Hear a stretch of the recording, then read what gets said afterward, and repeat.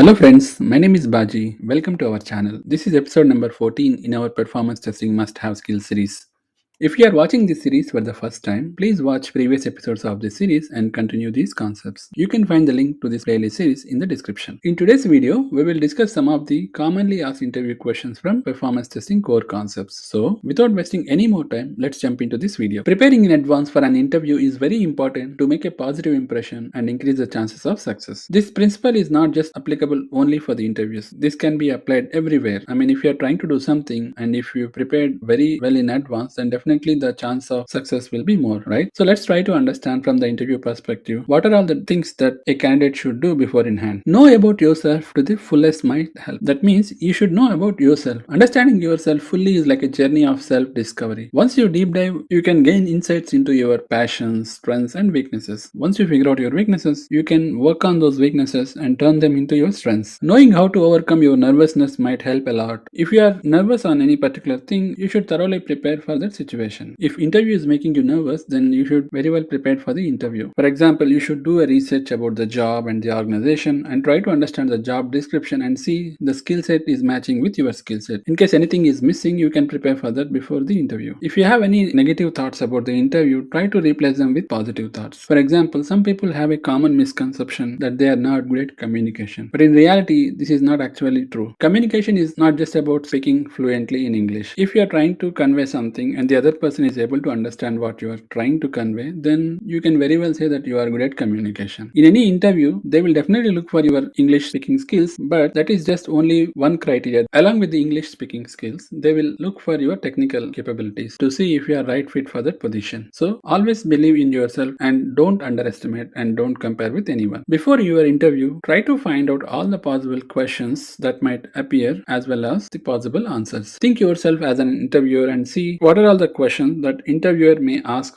based out of the job description or your resume, and try to come up with some answers. Please make sure that you understand how to explain or describe every single point inside your resume. This is very important step and you should be in a position to explain clearly about the point that you specified in the resume. For some reason, if you are not able to explain, then try to not to put it in the resume because the interviewer may lose the confidence. The reason for that is if you are putting something in the resume, that means you are telling the interviewer that you are capable of doing that thing, and if you are not able to explain or describe about that thing, then this is not right, correct? So try to avoid the things that you are not able to explain or describe, or try to do more practice about the things that you are not comfortable. Now let's look at the commonly asked interview questions. The first one on our list is about yourself. This is the commonly asked question in any job interview, whether it is performance testing or something else. So to answer this question, try to remember these points. Like you should start answering the question with your name, and then you can add your latest education, experiences, any achievements from the past experience. Try to choose the best one or two sentences to represent you. I have prepared a sample template answer. Please feel free to make changes in this answer that suits to your profile. All these questions, notes, and sample answers have been uploaded in GitHub. You can download it from GitHub and keep it as your reference. The next commonly asked interview question is, tell me your roles and responsibilities, or explain PTLC and its phases, or explain performance testing process in your previous organization. Since the answer for these three questions is pretty much same, that is why I have clubbed into one single question. But the interviewer will not ask you to tell about all these three questions, right? I mean, they may ask you any one of these questions. For any one of these questions, you can use PTLC as a reference and try to explain the different phases and also the activities that we carried out in each phase. To make it simple, you can divide PTLC into 4 phases: planning, preparation, execution, and analysis. If you have any questions or not clear about performance testing life cycle, you can refer episode number 9 in this series. If the interviewer is asking to tell about your roles and responsibilities, then try to skip the PTLC phases names like planning, preparation, execution, and analysis. Instead, you can talk about each and every activity that we do in each phase. Just remember one thing, that you should not jump between phases. Like you should not go from planning phase activity to analysis, right? There is a sequential order and you should follow the order. So try to remember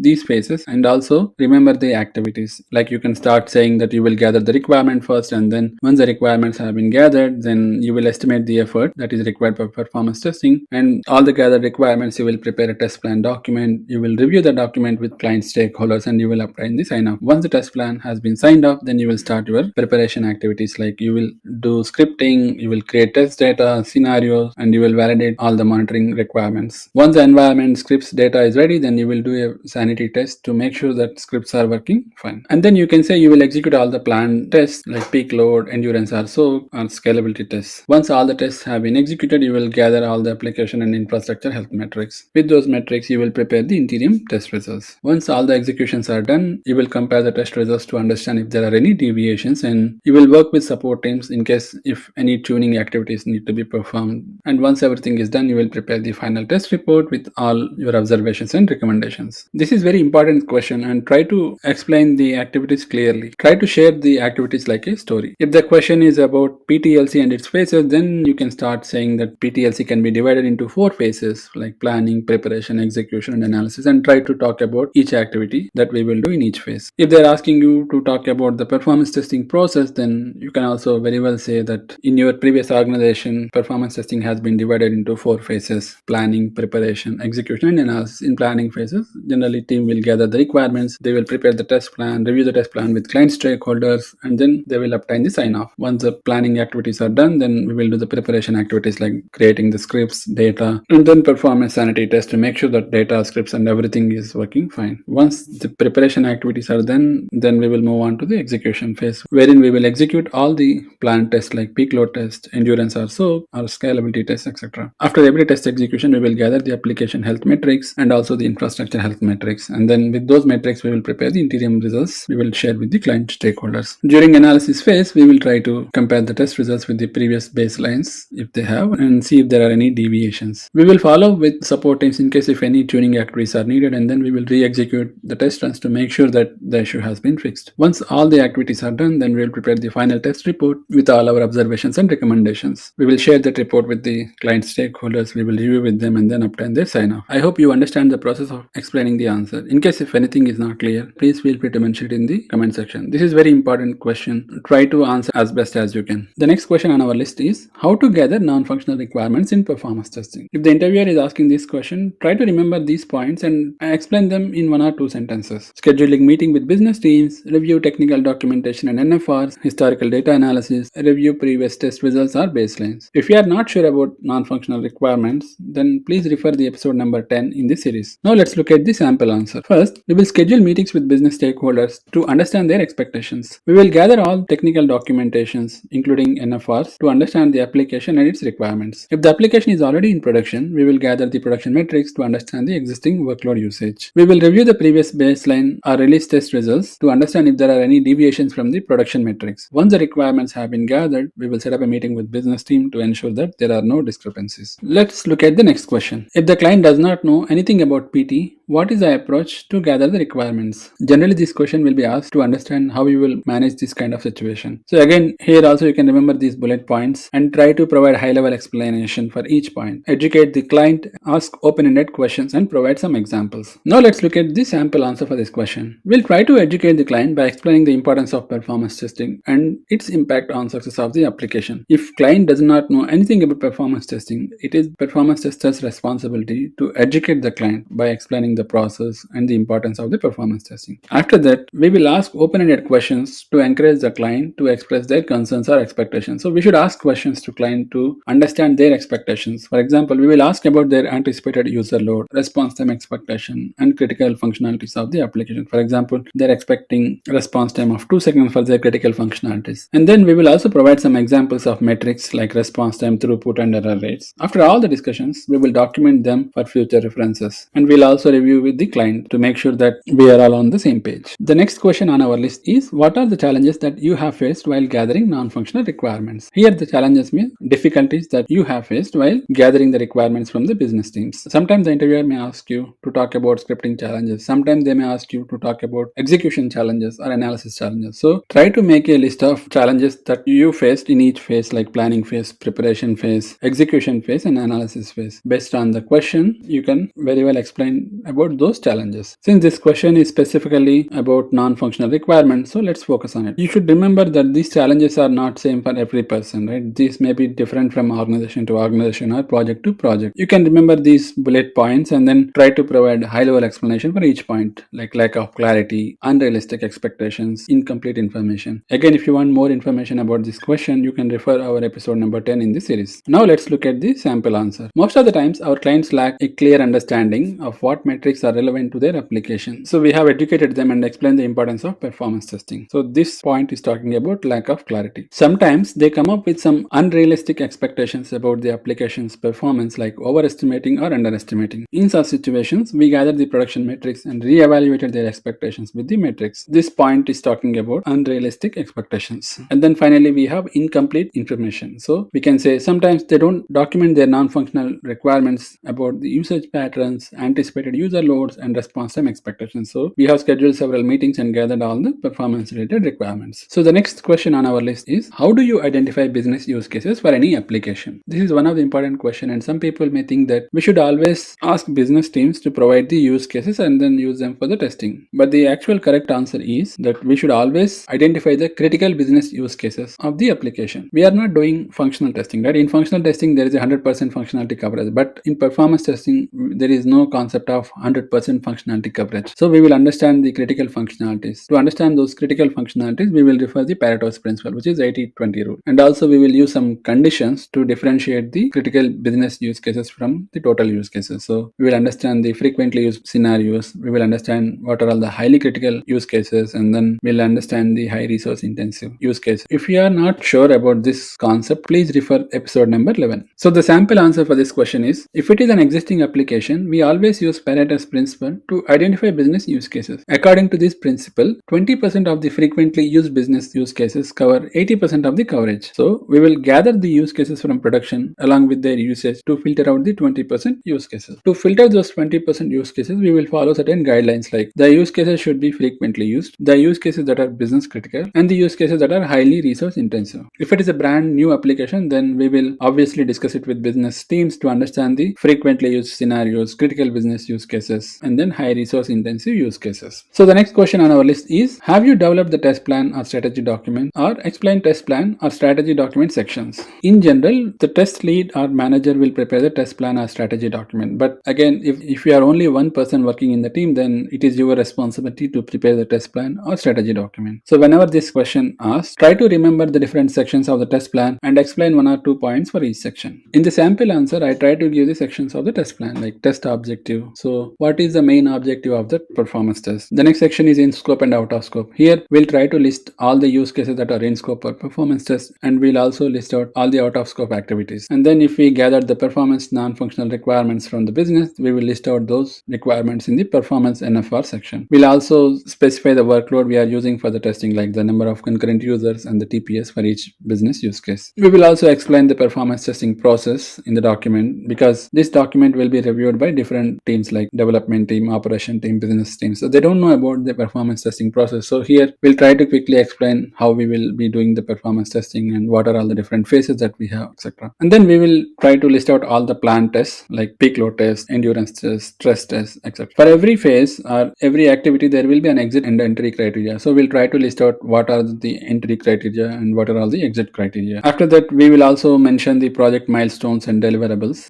Here milestones means we'll need to give the different timelines to the project team, like when are we doing test plan, when are we creating the scripts, when are we executing, when are we preparing the report. All those timelines is required for the project team to track the progress. So in the project milestone section, we'll define each and every activity along with their start date and end date. We'll also list out all the assumptions while we prepare this test plan. For example, the testing environment should resemble the production environment. This is an assumption that we are making, because at this point of time, in some situations, we will not have an environment to see whether it is actually same like production. So we are assuming that it is going to be the same as production. During the requirement gathering process, we may see some risks. We'll try to highlight those risks pertaining to the application, and then also we'll come up with some mitigation plan. If we are depending on something, like for example, there is a test data management team who will provide the test data for our testing purposes. So here there's a dependency with test data management team. For some reason, if they delayed providing the test data, then our activities will be impacted, right? So we should highlight all those dependencies in the dependency section. And then there is a section called environment details, wherein we will try to put all the environment information like production environment. And we'll also highlight the strategy of application monitoring and infrastructure monitoring. We also have a defined tracking process section section where we'll try to explain the process of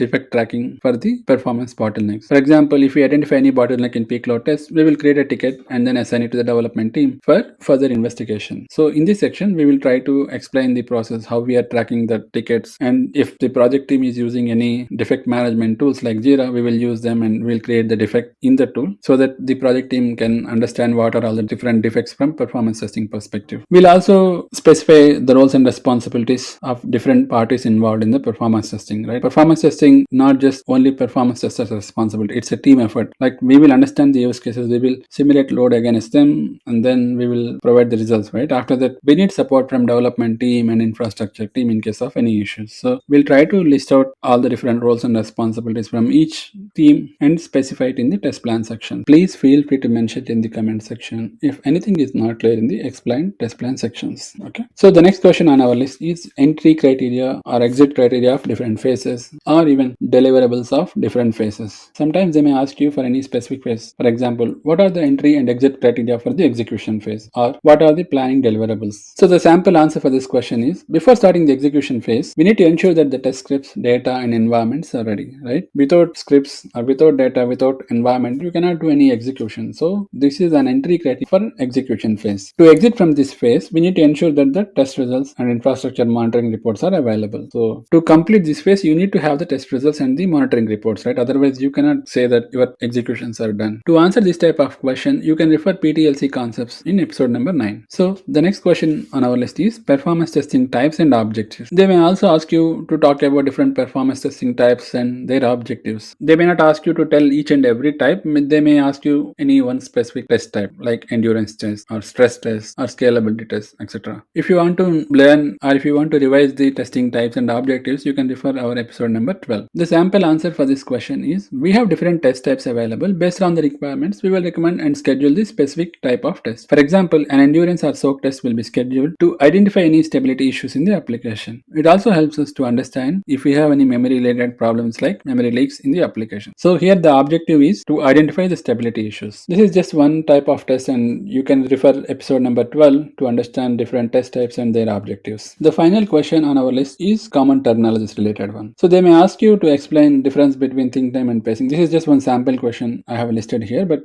from the common terminologies that I have explained, they may ask you different questions. If you need more information about common terminologies, you can refer episode number 13 in the performance testing must have skill series. Now let's look at the sample answer. So the think time is a time gap between two transactions, whereas pacing is time gap between two iterations. These are just few commonly asked questions from performance testing core concepts, and there may be more. It depends on the profile, also the job that you are applying. So please go through all the concepts that I have explained in module number 4. These are very important concepts, and irrespective of the testing tool that you are going to use, these concepts pretty much same. So you should master all the performance testing core concepts. So that's it for this video. Thank you so much for staying till the end and supporting me. I hope you understood all the questions explained in this video. In case any specific question is not clear or requires more detailed information, please feel free to mention it in the comment section. All these questions and answers have been uploaded in GitHub, and you can find the link in the description. If you are new to our channel, please consider subscribing and also like and share this video so that others will also get benefited. These 4 modules are very important for the individual who is interested in learning performance testing. These are foundational blocks, and please try to master them. I'll see you with module 5 videos. Until then, take care, stay safe, and keep learning.